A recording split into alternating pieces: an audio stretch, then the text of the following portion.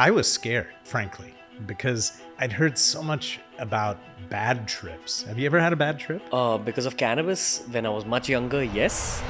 There's harmful aspects to social media. Firstly, I feel in over the course of 9 years, there is a part of me that's very conditioned to looking at social media as an office rather than how I believe most people look at social media. What about your own sense with your fame? I took up this career because I was the most extroverted person I knew. So you're not bothered. What do you see as the future? Of content. Yeah, content of BeerBiceps, Ranveer. I think too many people associate me with podcasts. We, as YouTubers in this country especially, we don't have reference points. So we end up looking up to media professionals. Hey guys, Dr. Nene here. I practice as a cardiothoracic, vascular, and general surgeon, and I'm now a health tech innovator who wants to improve lifespans and lifestyles. So stay healthy, stay curious, and keep watching. Welcome back, everyone. I have a real treat for you today with one of my dear friends on the channel. We recently did a vlog together, which was incredibly well viewed, and he just knows how to bring out a story and how to bring out questions and answers. So let me welcome to the show Ranveer, otherwise known as BeerBiceps. Whenever I look at you, I feel like I'm talking to a version of myself from 30 years in the future. Oh man, At least that's too kind. you're something I want to become. And I'm genuinely saying that because I meet people every day through the show. That's what I felt after. You're too kind, and you know how tight we are. We've got the same common friends. We've got the same mantra for life. And we sort of been through similar journeys of arduous kind of toil. And what I am looking forward today is to kind of bring some of that out. Let's go back to 18. You started your journey with meditation. I remember the first question you asked me about ayahuasca and all of that. And I'm like, wow, this guy is like really deep on the meditation, taking trips and doing that. And you know, the interesting part is I have so many friends who are artists, who are thinkers. I mean, Steve Jobs said it. He said the advantage between me and Microsoft is that I used to drop LSD. And Jobs was such a free thinker that he could see the future almost. And the guy was not a coder. He was a master marketer, right? You could say that about a guy who may be the president this year in the US, who you know, and I don't think he has the same skill sets, but he is a mass marketer, right? And he's got people eating out of his hand, for better or for worse. Don't get me started. But the bottom line is that, where do you think that's led you? I mean, you're exploring things beyond now and trying to get into a space because you've already bridged the gap with your channels. And I find it truly interesting because Fraternity Brothers and all these guys were into it. And I was scared, frankly, because I'd heard so much about bad trips. Have you ever had a bad trip? Because of cannabis, when I was much younger, yes. But nothing with LSD or shrooms or ayahuasca? I've had like two... You did a chaperoned yes, journey, right? Yes, with a shaman. With a shaman, you told me. And this was like outside of India. I've had intense experiences, but never something bad. And at the same time, I don't recommend this to everyone. I don't think so. So here's the interesting part. We think we know a lot about medicine, right? And we're only learning that some things which they thought were harmful aren't. Like LSD was originally formulated to be used with soldiers to make them war machines, right? But what we're finding now is that with microdots and things like that, it may be beneficial for depression. Yes. There may be a benefit for other things. Cannabis used to be a Schedule I drug. We couldn't even write for it. We would write for our cancer patients because it would really help them with their appetites after chemo and also help them with the nausea, right? And in patients with chronic fatigue syndrome, with pain, with other things, we could do it. Now what they've done in the US is they've legalized it, but not controlled it. So the consistency is not consistent, meaning the concentration. And my fear is that people using it may get into trouble.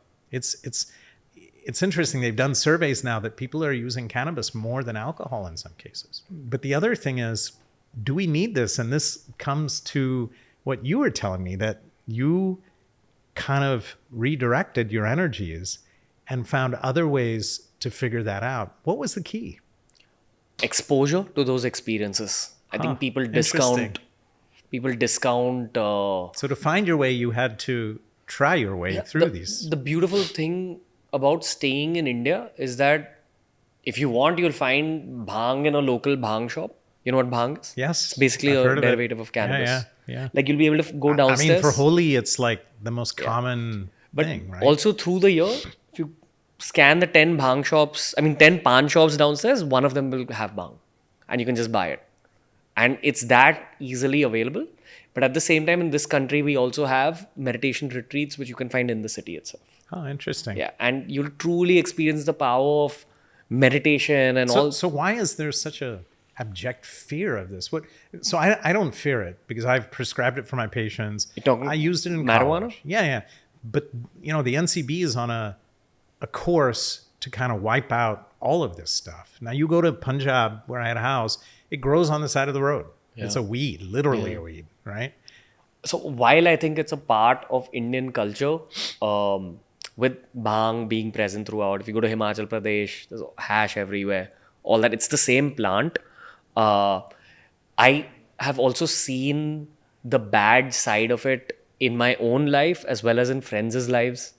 I have a lot of friends who have not reached their maximum potential because I feel they've abused the plant. And I see a lot of that happening in America as well, where even though it's legalized, there's a lot of people who can't self-discipline. They don't know how to limit themselves. So if you end up doing it every day, of course, it's going to have an impact. This is amazing because I feel the same way as you do, that there may be a medicinal use of this. Yes. There may be a social use of this, but in a unrestricted, unsupervised, kind of uneducated context. And look, alcohol is a great example of this. Kids who never drink in high school or whatnot go to college and they go wild and they get into trouble, right? They'll go out hungover, they'll be vomiting. I had a fraternity brother who drank 8 shots of vodka in 45 minutes just to show he could. We had to take him to the hospital, get his stomach pumped out. He would have had alcohol toxicity and potentially died, right? The thing is, in no way are you and I advocating that stuff. What we're not at the same time criticizing or saying that, this is something which on the federal level, they're starting to soften their stance and they're actually doing research on this. In India, it's a bit of hypocrisy because ascetics have used this for years. And I would say with bhang and cannabis, it's not that big of a deal in context, right? When you move to opium, when you move to cocaine, when you move to drugs like that, the addictivity of it and the consequences of it are incredible. And I don't think that's even a thing which we can debate, right? I think that people need to be helped in those situations because I've seen enough patients come to harm with that, right? But it seems in your case and in many cases, that's the messaging to put out there that, look, how do you handle things? Find a way around it and figure it out. And, you and I have kind of gone the same route, right? We're teetotalers now, basically abstaining from certainly carnivorous food, and we're vegan or veg. And, the paths have kind of come to the same place. And yet how we got there is a little bit different, and also the time frame over which we got there. Now, let's turn the page to another thing. There's harmful aspects to social media. Oh, yeah. And, the Instagrammable moment and intrinsic and extrinsic satisfaction, which you and I have talked about, and also people being on their phones all the time. Tell me what's been your observation, because you live in this world. How do you personally deal with kind of the trolls and kind of the people? Because I know for me, sometimes it gets me down. You know, the hardest part for me, and I'll be very honest, we're friends, and you know, I've never confessed this, but my wife and I are independent living beings. And yet sometimes they just see me as her lesser half. I joke about that because she's certainly the better half. She's the love of my life. But every person I know should be given respect. Doesn't matter top to bottom. And that's why I said there's no sir in my house, in my office, anywhere, because you learn from everyone. And I'm very humble in saying I know very little. I'm still learning. But my thing is, people can get influenced in the wrong way. They see these Instagrammable things that they have to have. They go on these vacations because they have to click a picture. They fall off bridges because they're trying to get the perfect selfie. What do you say to that? Because you're an influencer now, and you have the power which few people enjoy.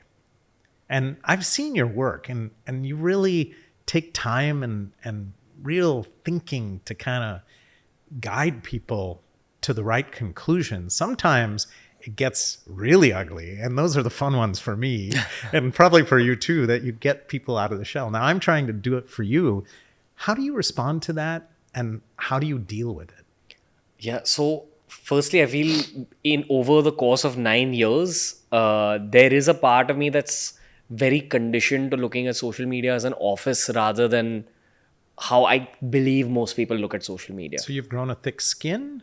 Yeah, I think mental conditioning is a very important part of my career as a content creator. And I say this to all content creators, that very early on in your journey, you need to understand that not everyone is going to enjoy your work, no matter how far you get. Sure. There'll always be that 10-20% of the human population that does not like your work.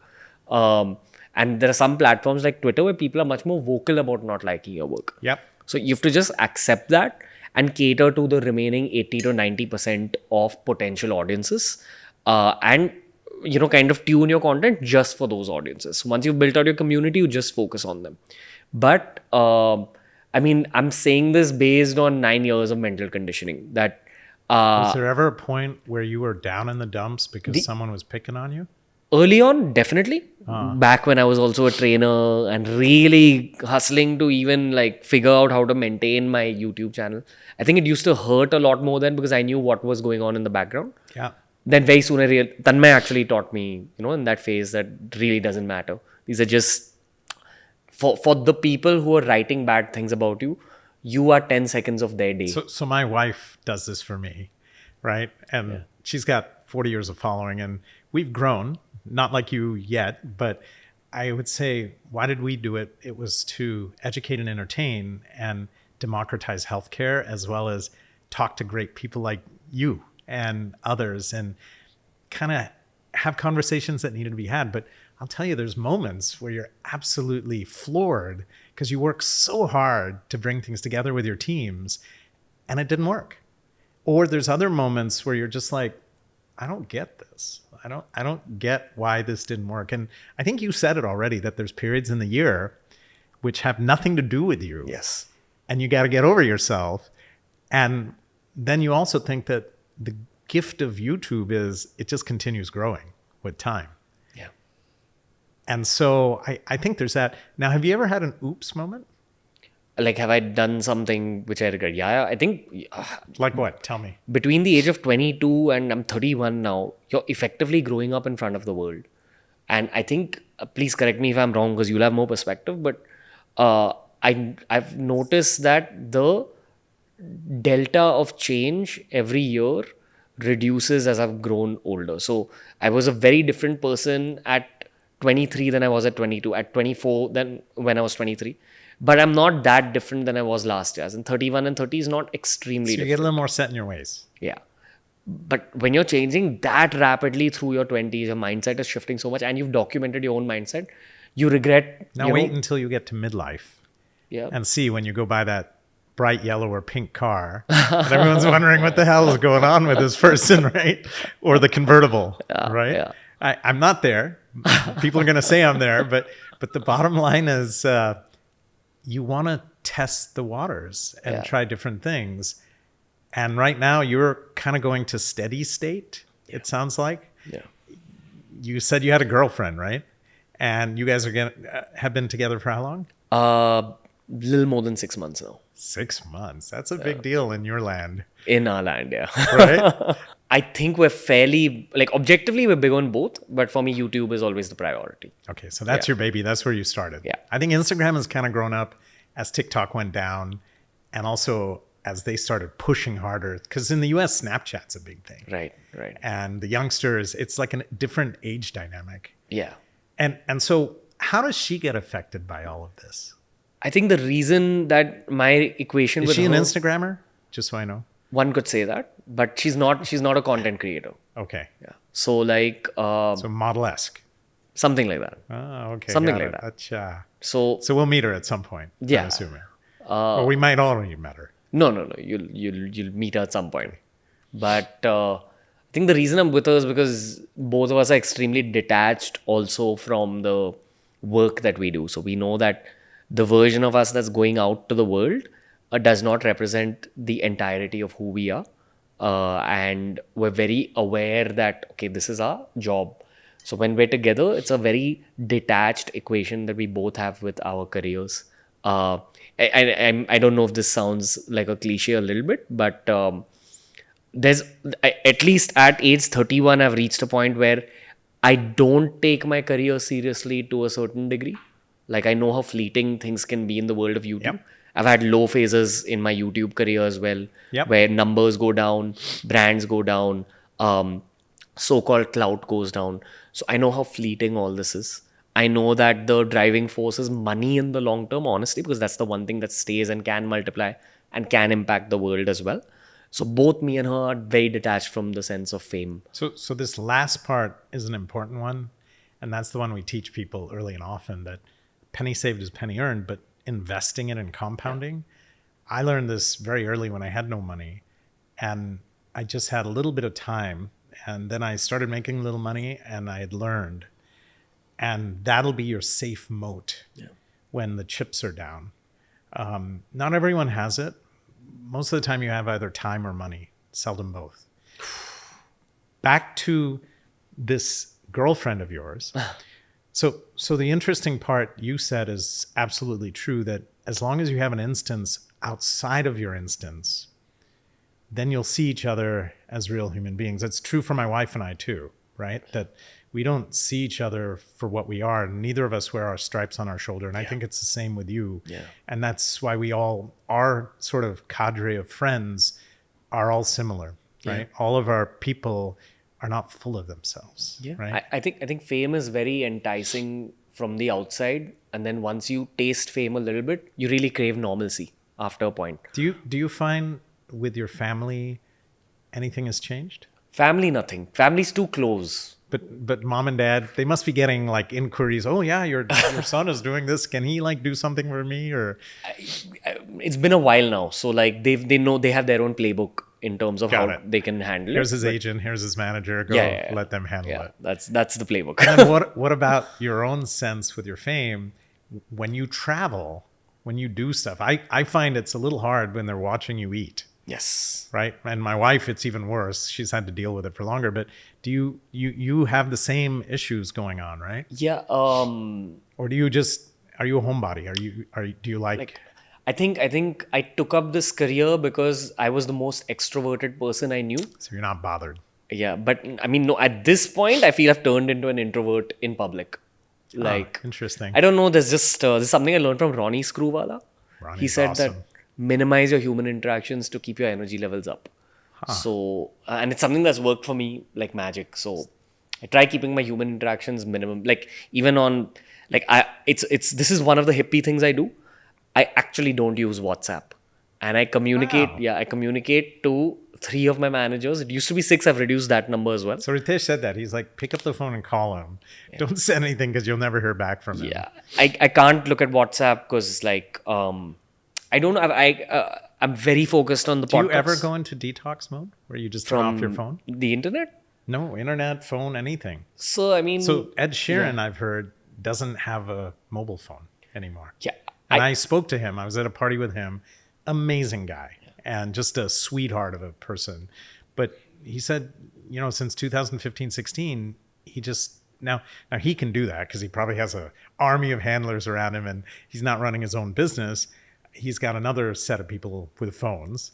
But I mean, is this a lesson you would carry forward? Yeah, it's worked for me. I think everyone has their own systems, especially if you are in some kind of creative profession where you're constantly asked to innovate, come up with new things. You need that little mental room away from the world to just think and grow stuff. So this is something I've not started now. I've been doing it for years. So you just focus, put the phone out to pasture for a little bit. In terms of like a detox, so I really enjoy using my phone as a creative tool. For instance, I mean, I'm a video creator at the end of the day. But that's like local. So Yes. that would be just you filming stuff, but you going and searching, because I don't know about you, but it seems like you go to a restaurant these days and the whole damn family is on the phone. Yeah. And the kids are given iPads to get babysitters. Yeah.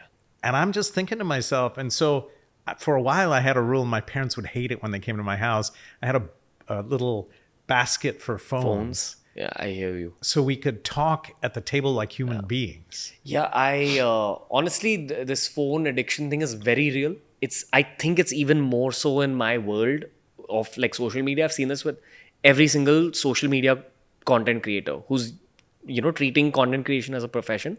Everyone's got an even more heightened amount of phone addiction because you're not just opening social media, you're opening your office. It's your business. Yeah. And you're always studying. Like I use a lot of like But short. with your meditation skills, Yeah. it would seem to me that you could shut that down and just say, I'm going to look between 2 and 4. That's when you can contact me. It's one of those things that I have to consciously practice. So again, the my loved ones, what I've told them is, hey, always tell me if you feel like I'm becoming arrogant, and always tell me if you think the phone use is crossing a certain limit. Wow. So, but I've noticed that phone addictions can affect your human relationships, and it's always wiser to keep it away from the dinner table, away from that quality time you're spending with your mother.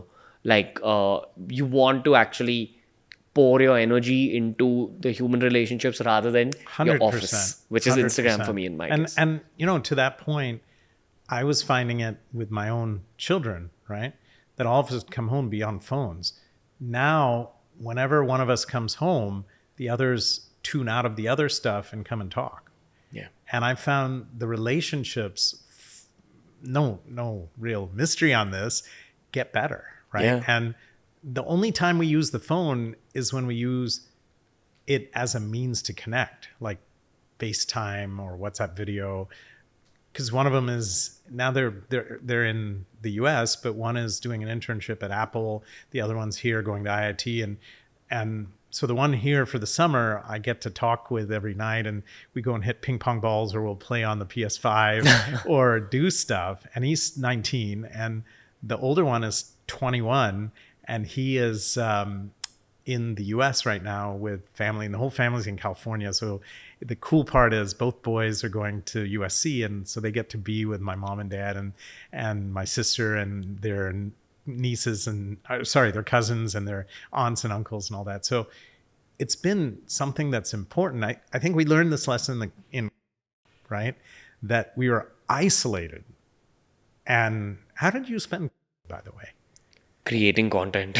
Yeah. Yeah, And you were alone. You learned how to do everything. And I think it was that was 20, 21, 22 almost, right? yeah, 2020 and 21. I think it was game time for content creators. And I feel Our revenues in DWM went up 7x. Yeah. And I launched my channels in 2020. Yeah. And I agree with you. And the interesting part now is where it's gone from there. What do you see as the future? of content. Yeah, content of BeerBiceps, Ranveer, of where you want to take this. It sounds to me like you've made a business out of it. So now you're going to become the big boss and kind of shepherd another set of content creators. I think the other thing is, where do you see this going in terms of how people are using it? Because I don't know about you, but I now, after I started this journey, I've been on YouTube more often than I've not. And it's been a real interesting source for learning. It's not always right, because the infodemic for me was one of the reasons I started my channel. And I was having a hard time with non-evidence-based rubbish coming out. use bleach to get rid of COVID, or, it's what, who said, and as well as stuff, which they were saying, which made no sense to me. But the other part is entertainment and education with short form. They said the next billion users will be video because they're illiterate, right? And so they are coming to that. Wall Street Journal predicted that. So what do you see for you guys? Okay, I'll answer this in three parts. I'll answer this for the industry, then for BeerBiceps, and then for me. The industry, it's going to be very centered around AI generated content. Now, that's a very generalized statement. What I mean by that specifically is I think that the content creator of 5 years from now, 10 years from now, will be creating content based on prompt engineering. So, me as a content creator, I have an inherent amount of creativity, a message I want to put out. I will use prompt engineering, which is telling an AI chatbot, hey, this is the kind of video I want to create. And I might perhaps get into fictional content. Very Because you'll be interesting. able to tell an AI, So now hey, we're going back to your original. yeah, film direction. Yeah. But this is the manifestation of what I wanted while I was growing up.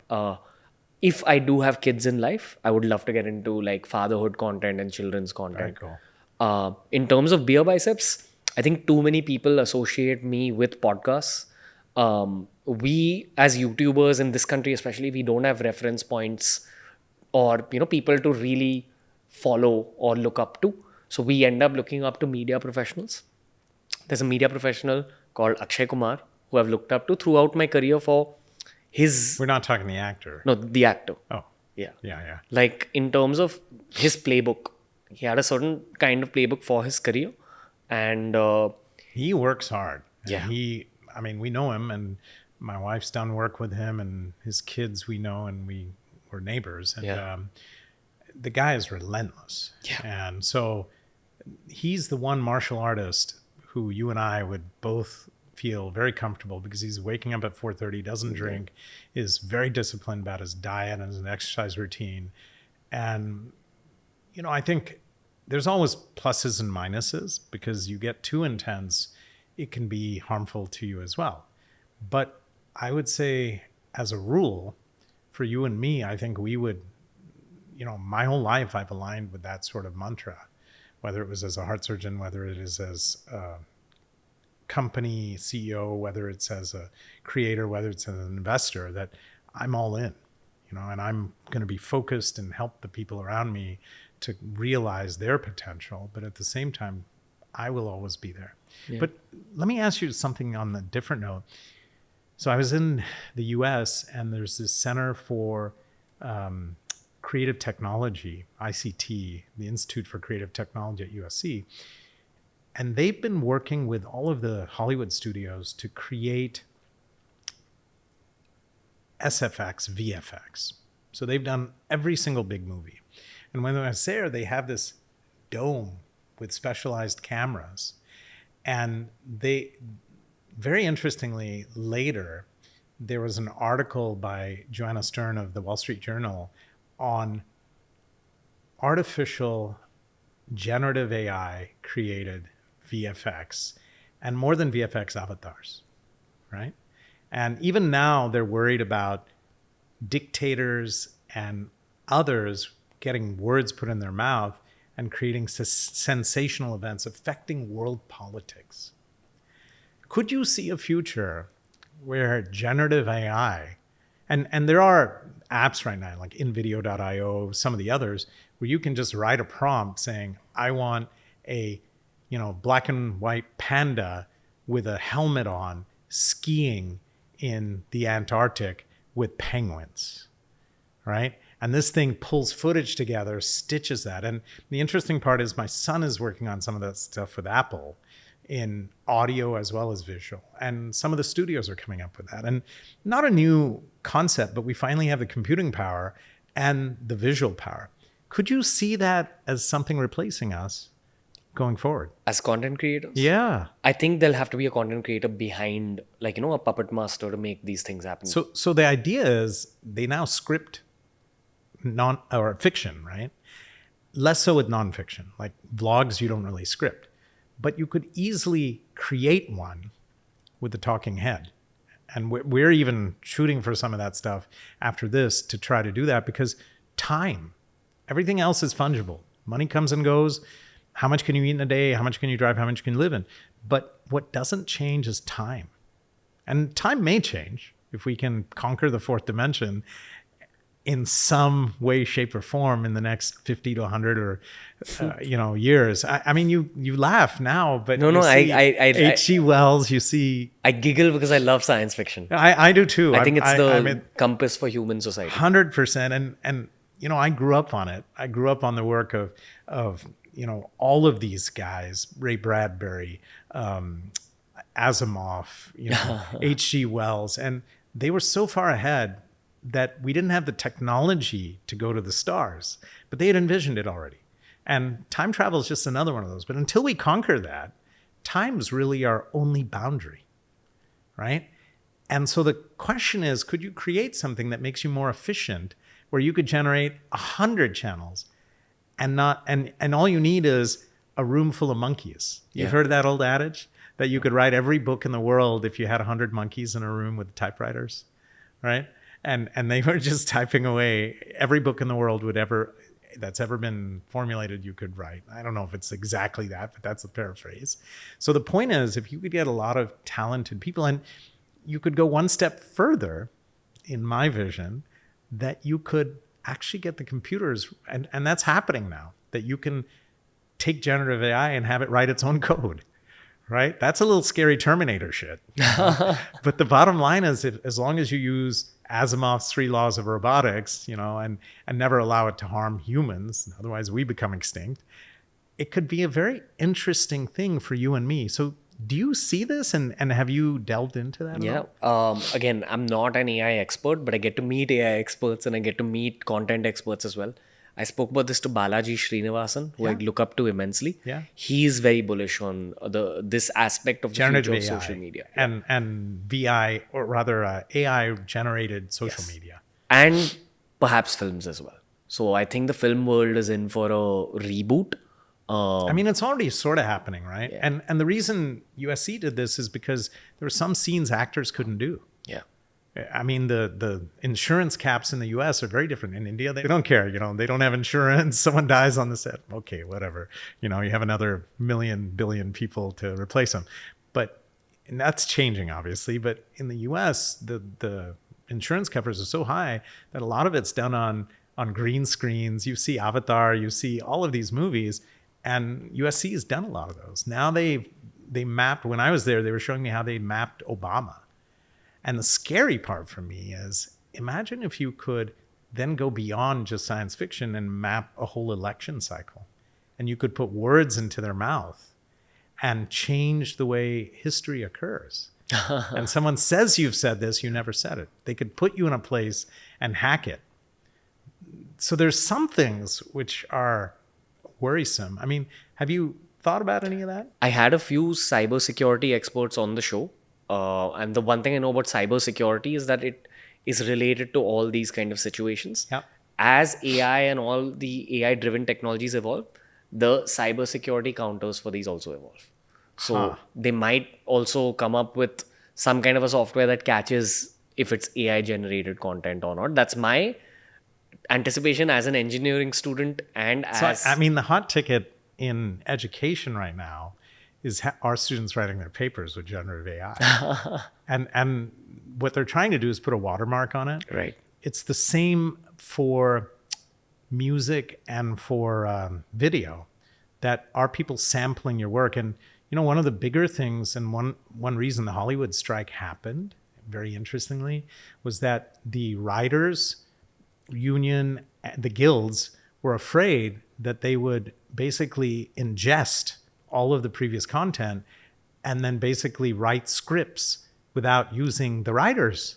And the same with video. So imagine, it's like sampling, right? The 8-second sampling rule. Yeah. That if you could make a new song with someone else's song without giving them credit.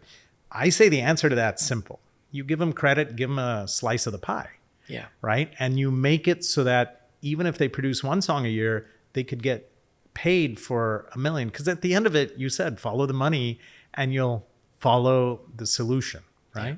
But that doesn't always work. In the case of politics, and they had the firm which was run ultimately by the CIA and some of the other things, this analytics firm, and they found that these guys were making analytics and then publishing them and flooding the press and changing elections. A little scary, right? But do you see that as the dark side of what you and I do potentially? That we can change minds. I do. I mean, I do think that there's a dark angle to what's going to come up in the future based on what I saw Sam Altman say to the Congress. He said that, listen, I know the dangers of this technology.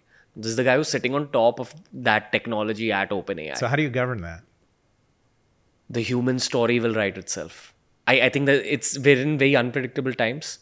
So I try narrowing my lens to just think about social media and content related to this. I mean, we're at a crossroads, and I'm seeing it as my kids are getting educated, and as I'm getting educated. The few cybersecurity experts I've spoken to, I feel they are the actual police in this case.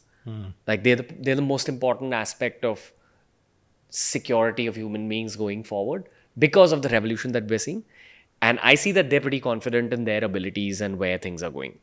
So basically the way it's working is that the cybersecurity engineers are constantly keeping a tab of all these situations that are happening and figuring out ways to counter. I'll be very honest with you. So they were trying to put a sort of governance on these things. And what they realized is there are countries in the world like Russia and China who are beyond that. They don't want to be a part of the nuclear armistice, right? And my concern is, while you and I may have confidence in our own cyber, there's a whole nother set of dark agents who are trying to do it. This happened when they took over some of the switching gates for pipelines in the western or eastern US, right?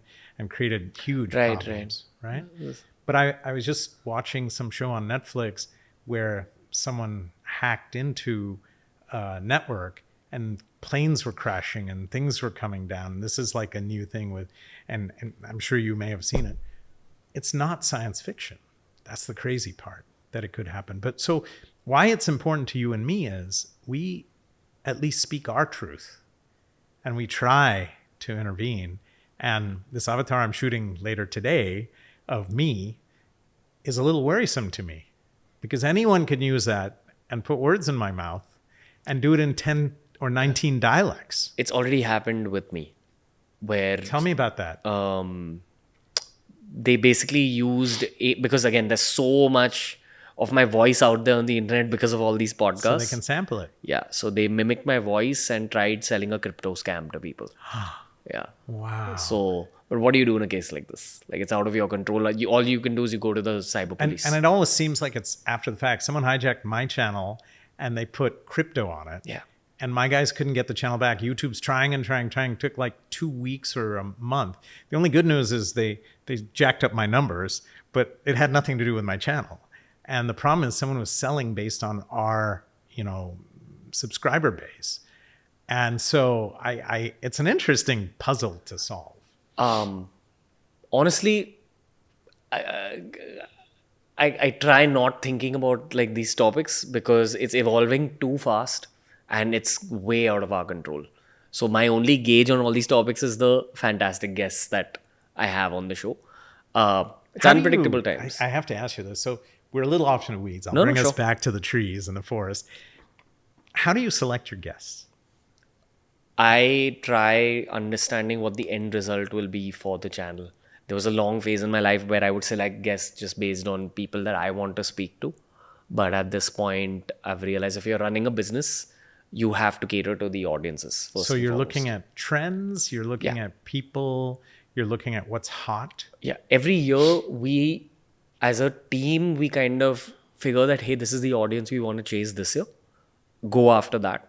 But along the way, every year has its own trends, and trends are cyclical. And what's your trend this year? It began with health, and that trends only lasted about 6 months. Interesting. Yeah. So that means people don't want to be healthy anymore? No, it's people get bored of learning that much about health on the internet. And it repeats itself every 4 years. I mean, I'm echoing what you're saying because I'm seeing the trends on my channels. Yeah. And me being a talking head, you can find most of it online. It seems like every New Year's Day, everyone wants to like go to the gym, get their membership for 2 weeks or a month, and then a month later they're out partying, right? Yeah. And so I agree, it's kind of a wiggly waggly. Yeah. But what are the new trends in your mind? And how Again, do you identify these on Google or? once you upload that many YouTube videos and short content pieces, you have access to a huge amount of data because of Google Analytics. So if you're willing to actually study the data yourself, you're able to predict what will happen, because you see older videos also popping up again suddenly. Yes. So it kind of tells you what people are searching for on Google. Yes. So again, after a point as a YouTuber, the journey becomes extremely mathematical, and it's about your own This will is your to. engineering coming back to bite you. Yeah. Most important life skill.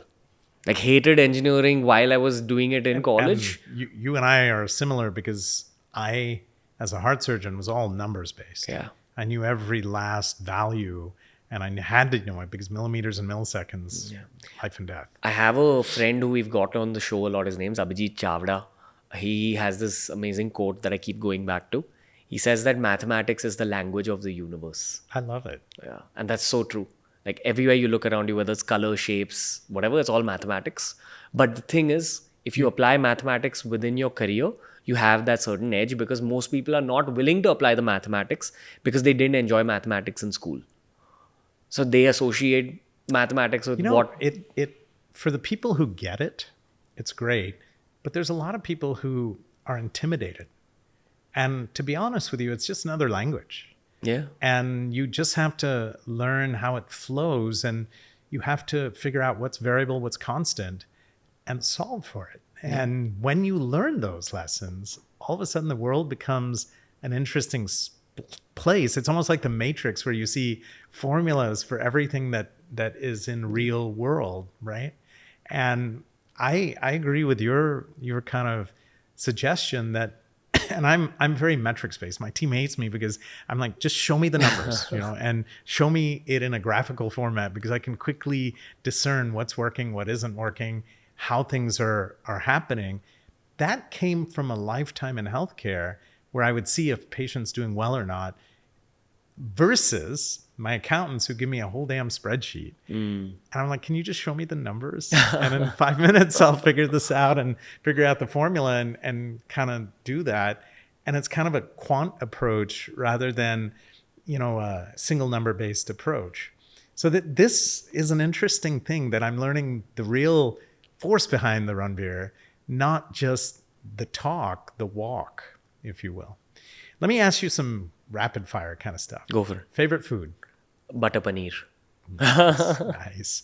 And it used to be butter chicken, obviously, at one point. yeah, 100%. I saw the shift. Butter paneer. And I'm so lactose intolerant, so it would be butter tofu or something would be. And I can't eat the cream products as a vegan, so then I figure something out. Cashew. Yeah. What is your favorite color? Orange. Okay. And what is your favorite date night place? Any Japanese restaurant. Nice. But ideally, even more so, my own house. Nice. Yeah. Nice. And what is your favorite place to go to? Goa, always. South, especially. Very nice. Something in that land. And internationally, do you have a place? Internationally, the place I've loved the most in my life, it's a tie between Japan and Australia. So I love Japan. Yeah. Japan I changes could go there you. day in and day out. It changes you. The respect, the level of focus, the food, the beauty. I mean, it's just such a culture. Yeah. And I could go there and live there. My son said that. He's like, Dad, if you leave me here, I'll be okay with this. Yeah. He's a rice eater on a different level. I mean, even like the sense of design, it's its own isolated world. So you realize that, okay, this one land has stayed isolated from the rest of the world and come up with their own Crazy. culture. And they're fine with it. Yeah. I went to an Ishikaya and they had 12 covers, 12 seats, right? Yeah. And the food was like constantly top ranked on TripAdvisor. Yeah. And I'm like, you guys are scalable on a different order. Why is it you wouldn't want more? He's like, the quality would go down. We don't want to franchise. We don't want to syndicate. We don't want to sell this to someone. It's a family run business for generations. And I just said, thank you. It's because of you that I get to enjoy all of this. and forget about the crowd, but the way you treat me makes me feel special. And you feel the energy in the air, you feel the energy in the food. Yeah. It's a very, you can sense, I mean, maybe this is a martial artist in me speaking, but that samurai culture, which is something I've studied Yes, immensely. the Bushido code. Yeah. I have a book recommendation, which is again not a recommendation for everyone. Yeah. But it's definitely for people who are either athletes or business personnel. And it's not a fun book. It's a book called The Way and the Power. So I was coming to this. What's your favorite book? The Way and the Power? No, Or is there it's not. something It's else? not my favorite. It's one of the most useful books I've read because it almost stripped my heart off of emotion, and I think a certain level of de-emotionalization It's is not needed. easy. They talk about passion, but separating your passion from being stone cold about the numbers. And that's the mathematician in you talking, that you can look at this and say, this makes sense. Yeah. And this doesn't make sense. Hard one. The Way and the Power. So we'll remember that. Favorite book? My actual favorite book is Autobiography of a Yogi, which is also Steve Jobs' favorite book. It's written by a sage called Yoganand Paramhans. So life-changing book. It's also Virat Kohli's favorite book, and Virat Kohli is like my biggest idol of all time. So Really? I've Why? studied. Tell me. He's new, relatively.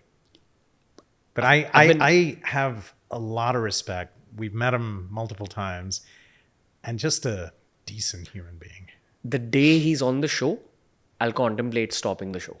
Really? Yeah, it'll happen when it has to happen. Like, and he knows this. I've met him.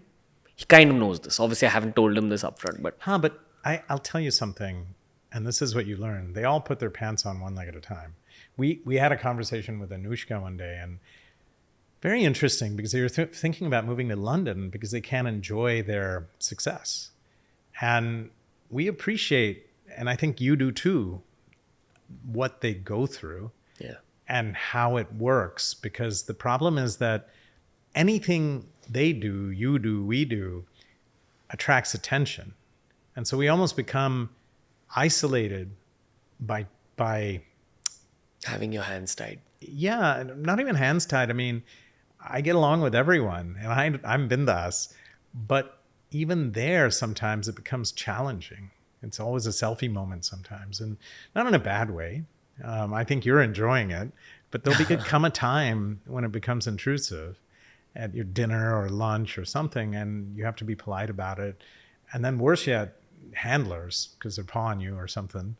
And for my wife, that becomes more of an issue. And so you'll see. But they're lovely people, and they just want to raise their kids normally.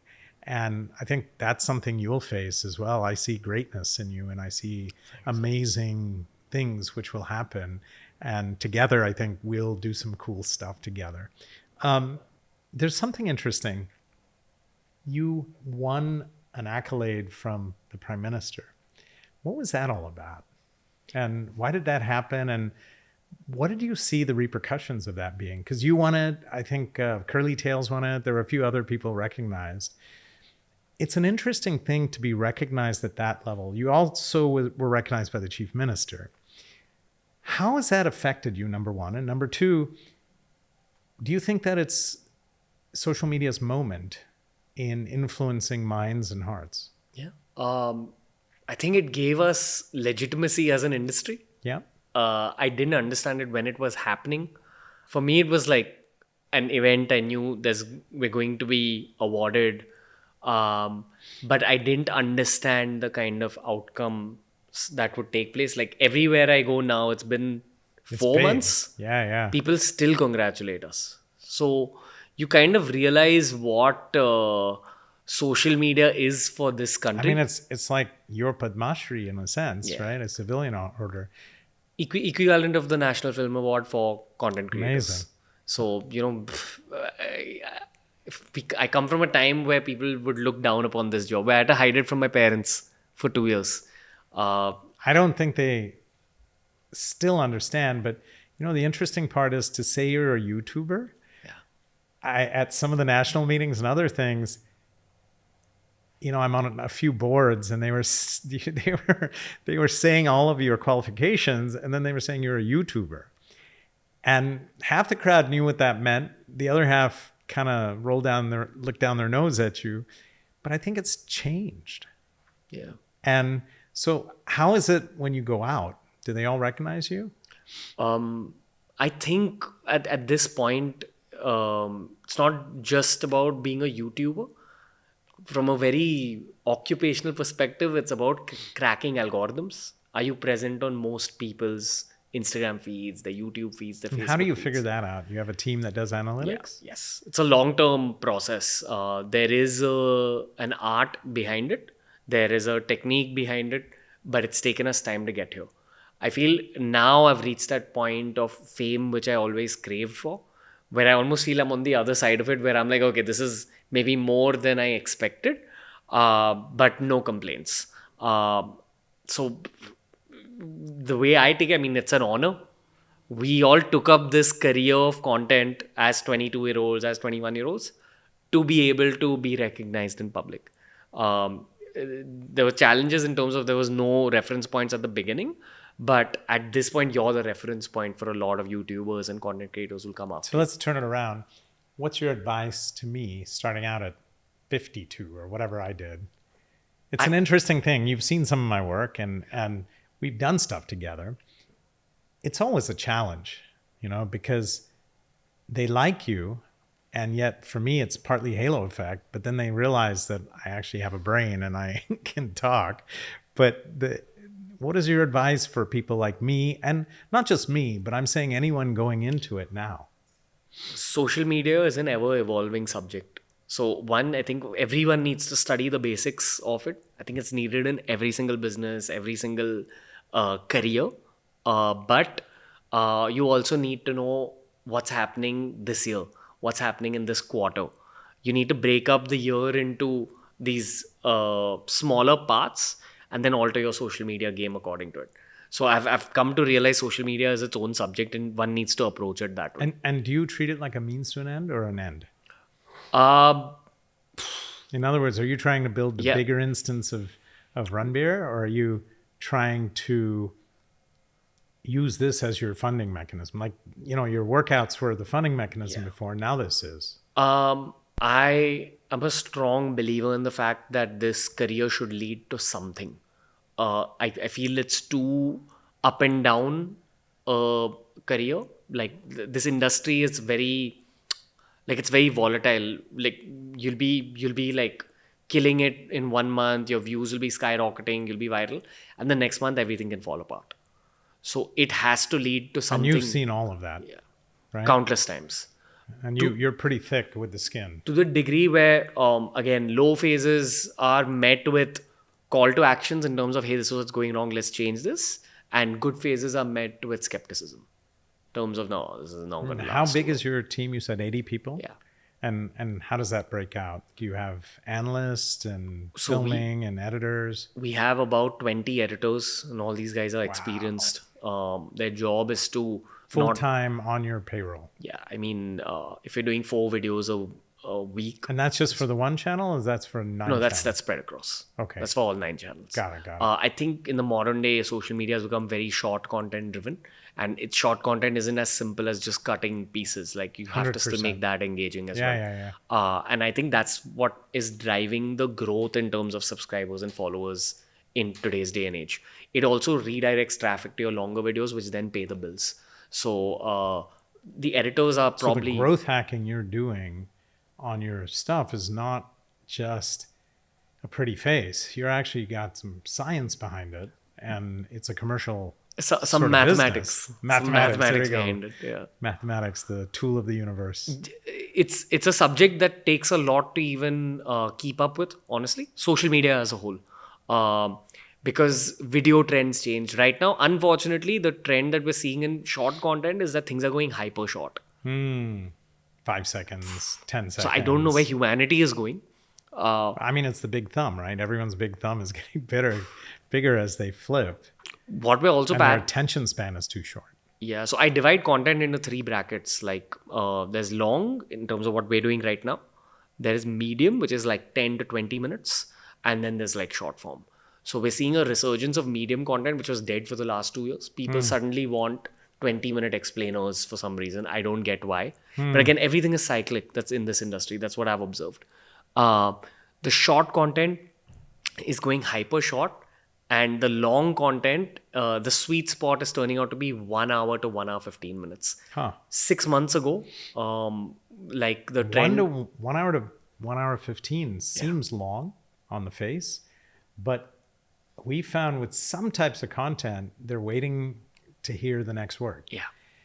And that's the trick, that can you do something that's so ridiculously gripping with people, like your guests that you bring on are interesting people. And so there's a hook.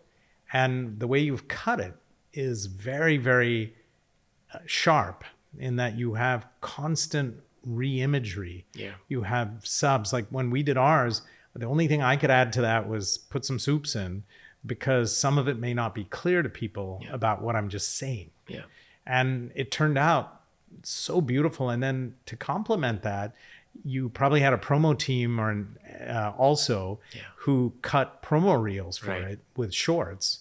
And that's another skill set, by the way. And I know some of this because we produced films, we had DWM and all of that. And there's different skill sets for editors, different skill sets for social media, different skill sets for teams. And the question which we always ask is it a means to an end or is it the end?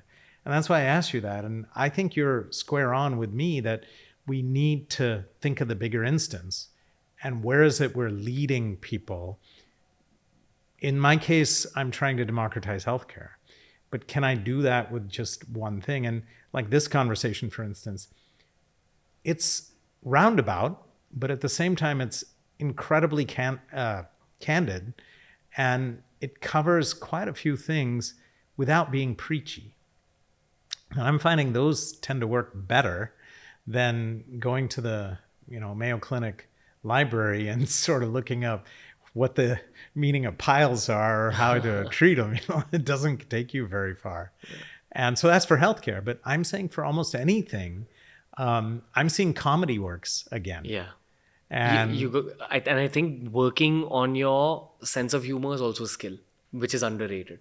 Yeah. And it's relevant in every single and type without of content. sounding superficial or sort of really tacky, because healthcare is not something you can do humor on in all cases. Yeah. But in many cases, a little bit of fun makes the medicine go down. It's actually not fun, but a little bit of sugar makes the medicine go down much better. But the bottom line is that how to frame that. Now, tell me, for kids coming up, what would you tell them? Is this a career that they could make money off of? What do you tell their parents, your parents, my parents? I tell the parents to encourage the kid to approach it as a profession. Give a certain number of hours a day to it. Ask yourself, what kind of business development are you doing for your own channel, etc. So it's not frivolous in the least bit. Yeah, I mean, again, going back to what my dad had done with the cutting off the pocket money and I had to figure out how to pay the bills. I really feel that figuring out your revenue stream is very important. I mean, I don't think in your case this is luck. I think this is hard work, grit, and science and math.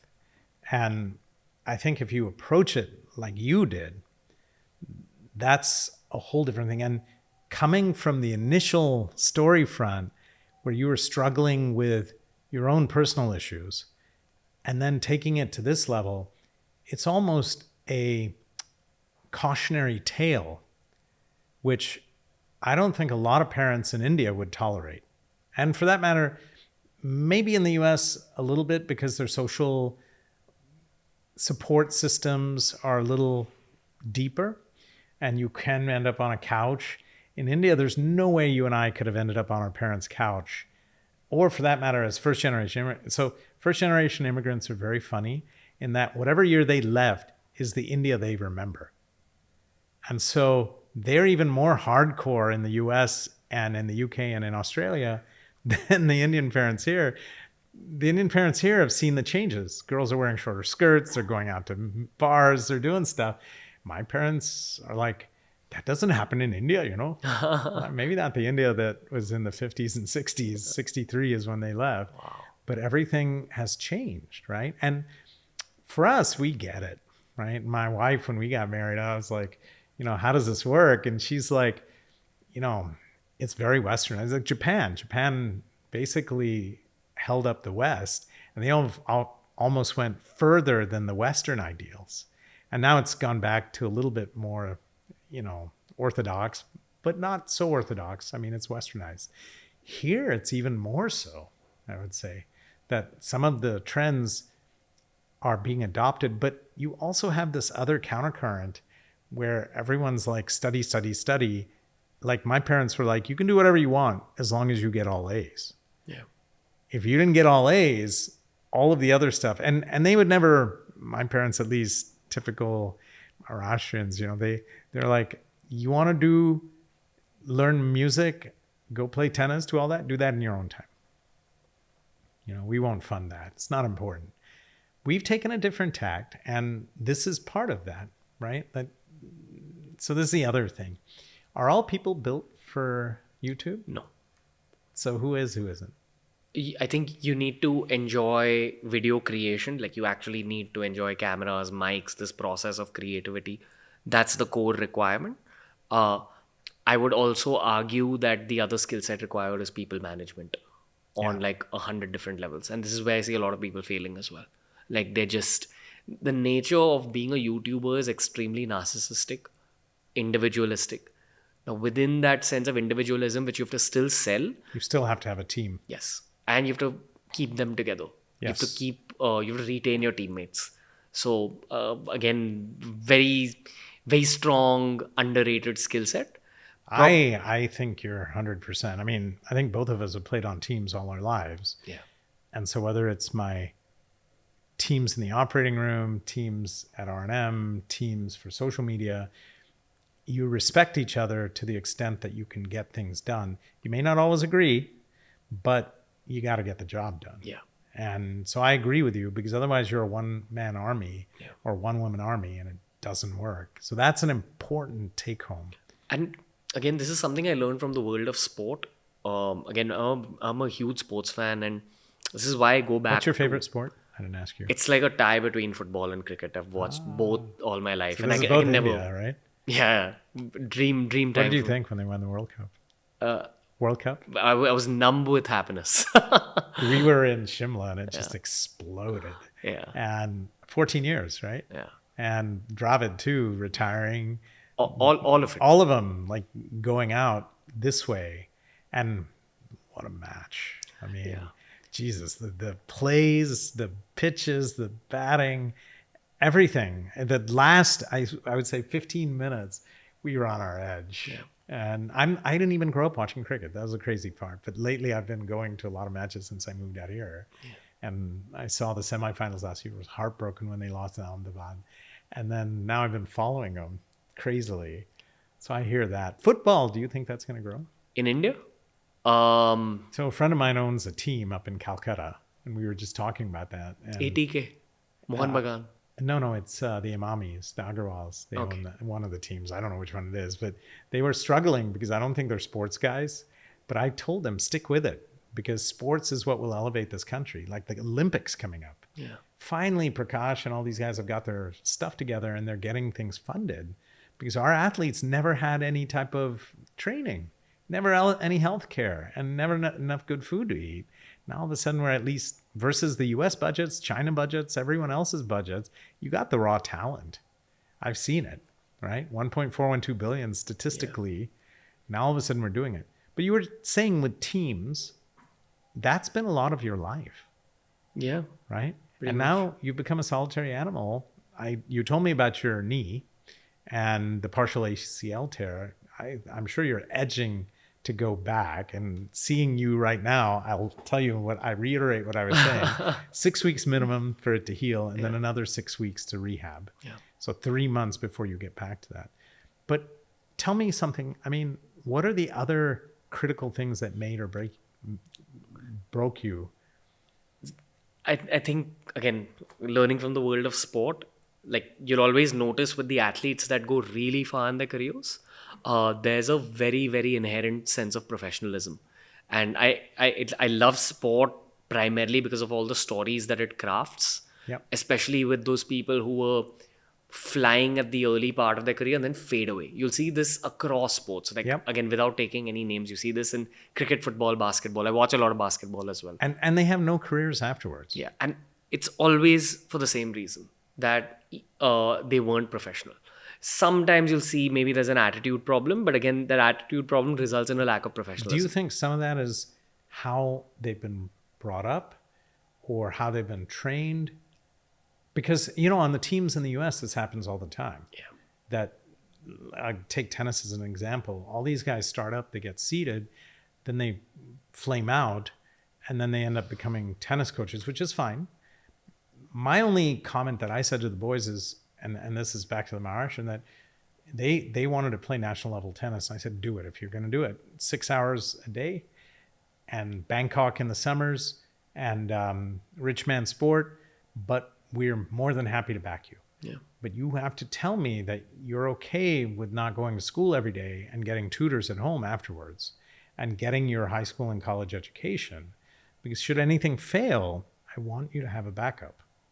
Right. And obviously you and I are in a different position than our parents. Well, to be honest, your parents were well-to-do and mine were relatively middle class, whatnot. And if the worst came to worst, our situations were a little different than, the worst situations. My dad grew up in more adverse conditions than we did. He gave us a better life.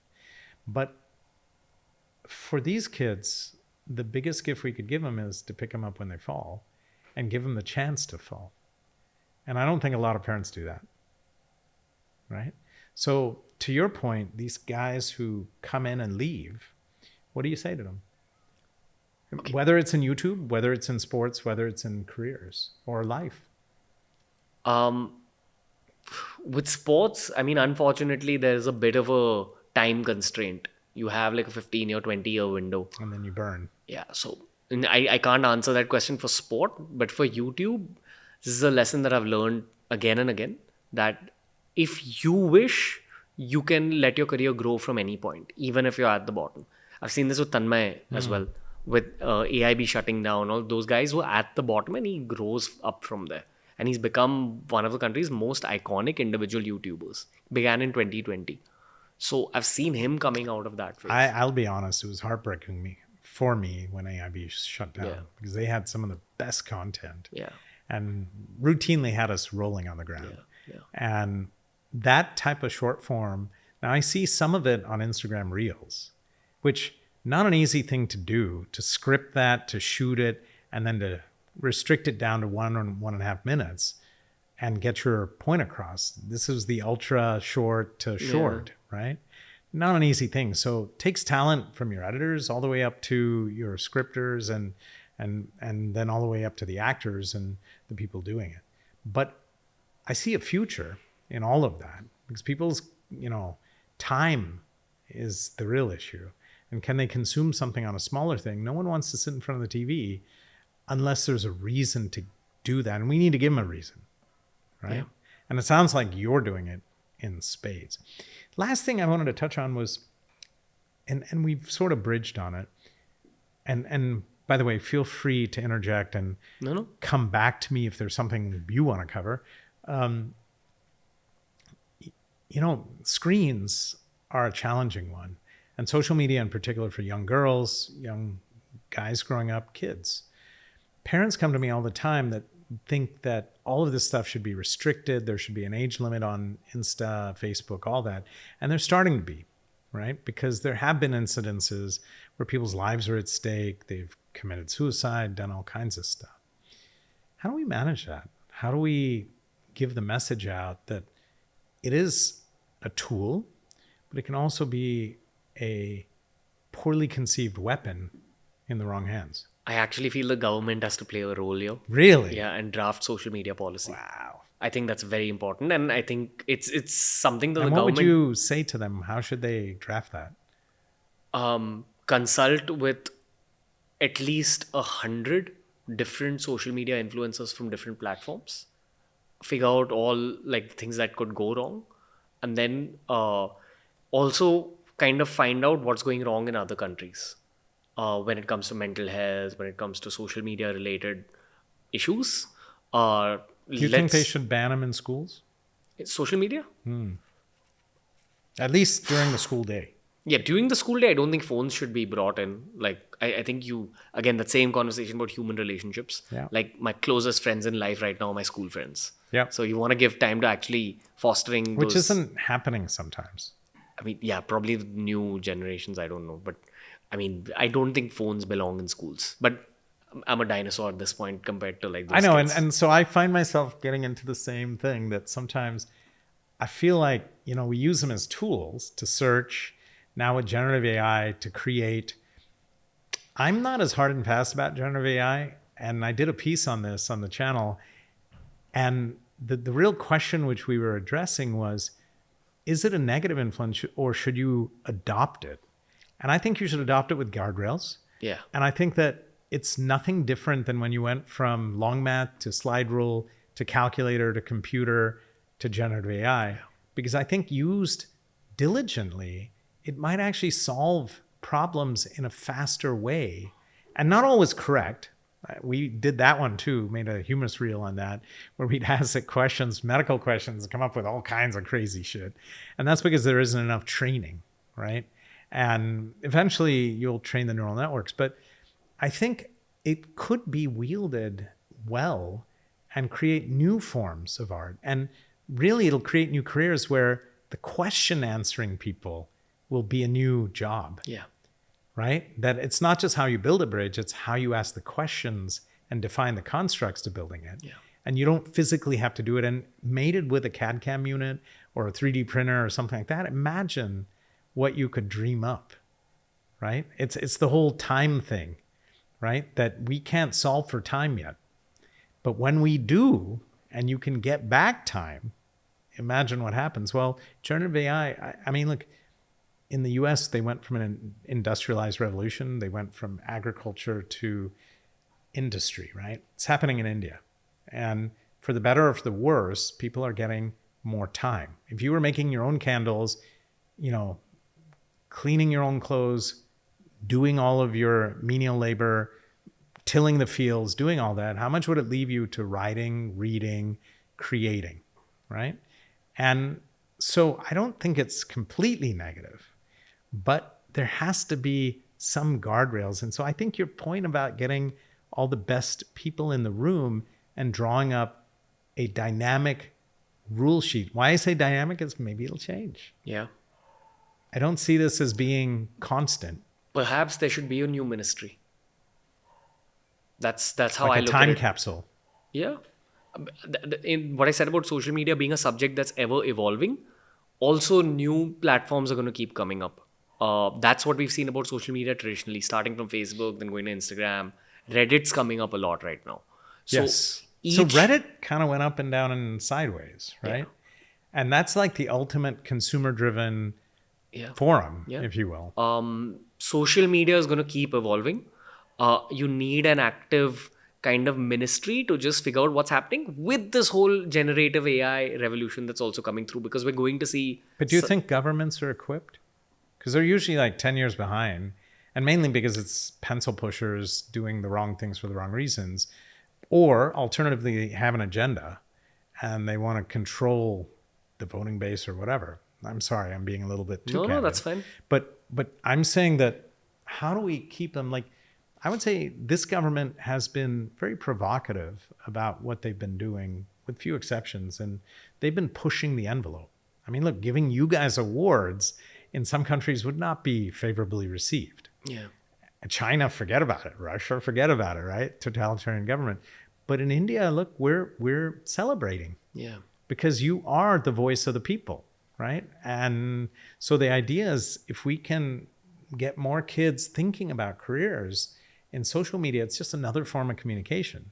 Yeah. And, then they can replace you when you go and direct and create your films, right? And At the same event, the awards, PM Modi had said something cool. So he kind of had a speech where he gave out messages to the content creators, and some of those messages really resonated with me. The one that resonated the most was the fact that he said that now make India to the world content. Talk about the beauty of India for the world. And this is something Interesting. Balaji Srinivasan has also constantly told me, that you need to make India 101s. Make local, take global. That's my advice to you as well. Because again, bridge between both worlds. And for me, that's a natural. I've talked to my teams about that, you do a SWOT, strengths, weaknesses, opportunities, and threats. And my strength is that I've got feet in both worlds. And it works because the CPMs are higher, but the weakness is they kept saying I can't speak Hindi. And I'm not very good at Hindi. I can speak Marathi fluently. I can speak Spanish fluently and English. I'm learning Hindi, right? But the issue is that half this country doesn't speak Hindi anyway.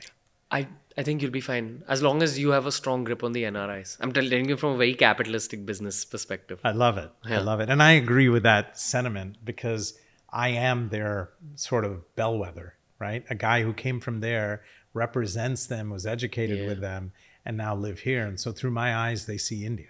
I think one of the only reasons that my English channel is alive till today, like it's easy running a Hindi NRIs. channel.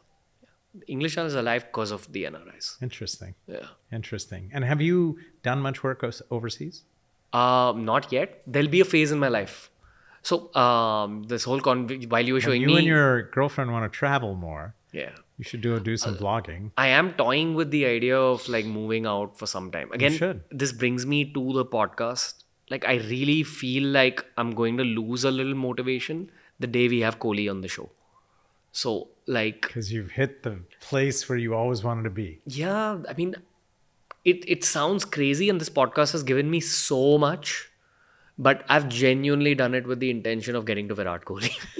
Like, it's so silly. That is awesome, dude. But that's what it is. It's a boy's dreams, right? Yeah. I look at myself as a content creator for sure. I took up this medium because there was a gap in the market. No one was doing podcasts. Sure. And now people are like, oh, you brought podcasting to India. But I would say with your abilities and your kind of way to think through them, do the math, there's no reason you couldn't do that. And honestly, I mean, you've told me that your dream wasn't this. Your dream was to direct films. Yeah. And so for all you know, see, the one thing about this medium is it just continues to churn. Yeah. And so whether you are doing live ones or recent ones or doing older ones, as you said, they come and go, right? If dengue's in season, my dengue thing will pick up, right? Yeah, heart disease exactly. in season, you have another guy dying of heart disease who's 39 years old. I mean, I've seen this happen, right? But I think that what's immortal is your brain. And as long as you're evolving, you get Virat on the show. I suspect that'll be sooner than you think, owing to the fact that now he's retired from T20, from the World Cup. And he may have a little more time, although I don't know, he's going to want to spend time with the babies and Anushka. But I suspect that can be done. And then I think it's perhaps your time to go explore. You're still young and you're doing fairly well. There is this. I don't want to talk about FOMO, okay? Because I'm very blessed to be where I am right now. 100%. And, it's such an exhilarating life in terms of meeting the stalwarts of every industry. Like I'm getting to talk to everyone. But there is an artist side to like being a YouTuber as well. And that artist in me really wants to. And what would you do? I'd direct films. I have film director friends who are Fiction, some of them. non-fiction? Yeah, fiction. Yeah, I have And stories. what genre?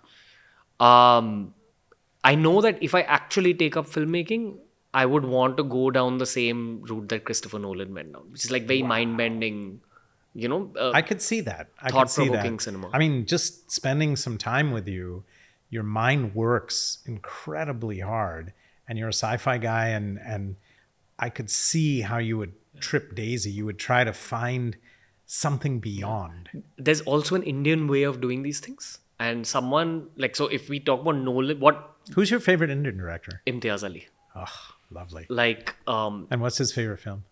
For me, Rockstar. It's a very polarizing But that film. wasn't a surprise, right? Yeah. I would have thought, but so I've not seen a lot of mysteries I think the genres come and go. Yeah. Rockstar was one of my favorites. Ranveer's performance was amazing. Yeah. And Imtiaz is Imtiaz, Yeah, right? but my favorite Hindi film though, I'll give a couple. Like one's Laksh. I don't know if you that's the film that got me through college, got me through the early part of my Everyone career. has one of those, by the way. And I hear it because my wife is around and it's like ad nauseum. But I hear a lot of it from other people saying, oh, yeah, we saw Dil to Pagal Hai, 40 times or whatever. And then what's your favorite English film? English? Inception or no? Yeah, for a very long time it was Forrest Gump. While growing up, it I was love Forrest Gump. Absolutely love Yeah. it. I think at this point it's Interstellar. Because again, Wow. very, Gritty, very on the edge, sci-fi thriller. challenges both your mind and your heart. I think Star Wars I grew up with. I was saying Star Wars I grew up on. My wife could never wrap her head around this little Jedi jumping Yoda, right? And she would just start giggling and laughing. I'm like, honey, you can't laugh. That's Yoda, She's like the great Yoda. and so she would give me a hard time. So our take on films is a little bit different from what she grew up with and what I grew up with. And what's your favorite music? It keeps changing. I've noticed that it changes with Interesting. age. Yeah. But is there something you grew up on where you like the 80s for us was big? My wife, she likes ABBA and I like new wave, right? So I think hip hop is very cool. I love hip hop. Right now. Classic or new? Like I grew up on 2000s Punjabi. hip hop. No, like 2000s. Nelly, 50 Cent, Oh, yeah. Eminem. I grew up on that music. That's the So music. hip hop, I cut my teeth on. Yeah. I love the old school stuff, Right. all the way from like, all of the hardcore stuff. From MC the 80s. Hammer.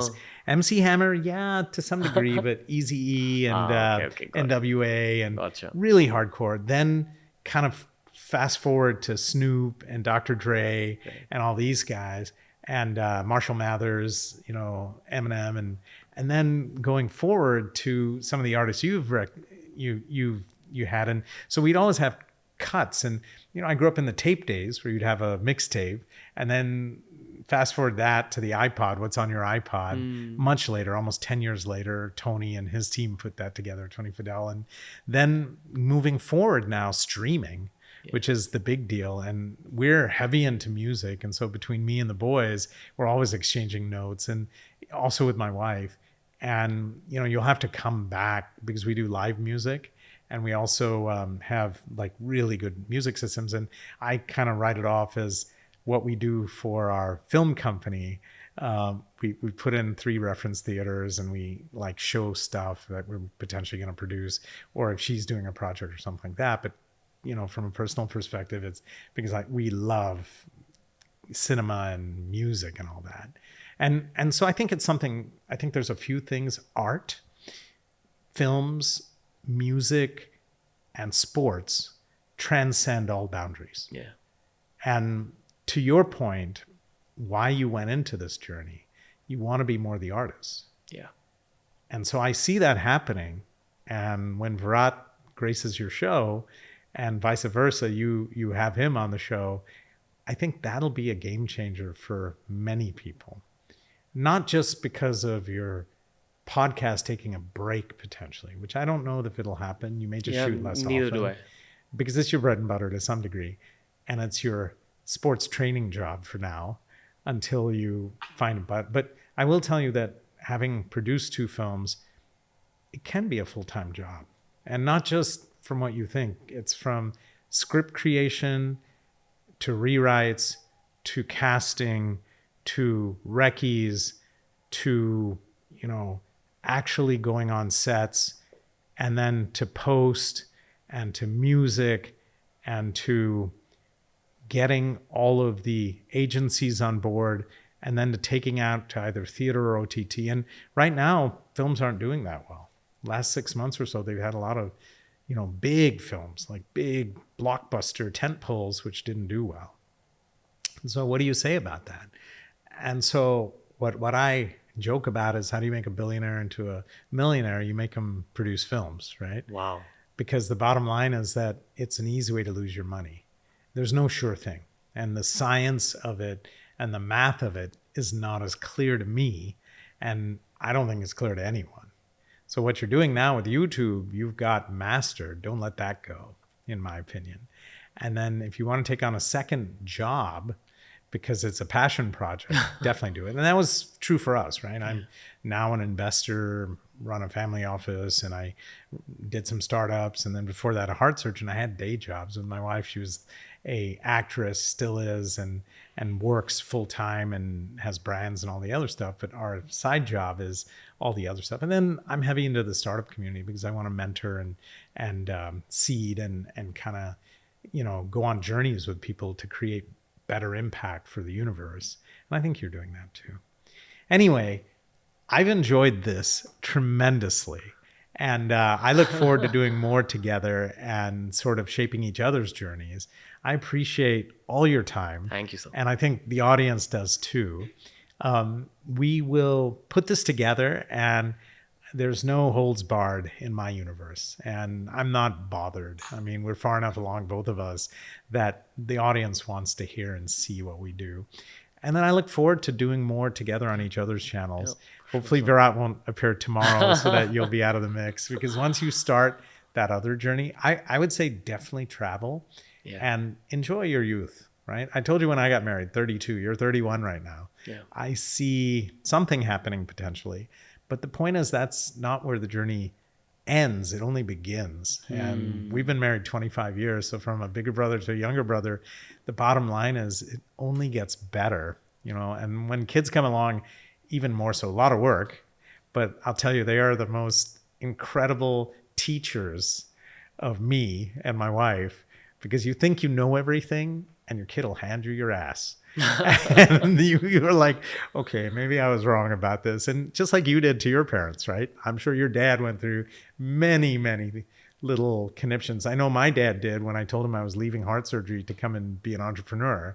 And then when he saw my first startup, he said, I'll write you a check to help you fund it, because he had that much confidence in me. And so the interesting part is life kind of comes full circle and then goes off into infinity. And so I hope you've enjoyed. So I had a lot of fun. I whenever I'm speaking to you, I always feel like I'm talking to myself from the future in some ways, and in some other ways, I feel like this is a person I want to be more like. You're too kind. And to be honest with you, I mean, I'm still evolving, and so I'm learning a lot from you too. And I think the fun part is finding kindred spirits, and that's how I feel like we are. And you don't need a lot of friends. You need a few good ones, and you need people who have your back 24/7, 365. I call them the 3 a.m. buddies, that anything happens, you'll drop everything and go. And that's how I feel about you, and also about what you've done. And you should be very proud. And glad to have you here. And I'm looking forward to everything. Had a blast. Thank you. Thank you so My much. pleasure. Appreciate it.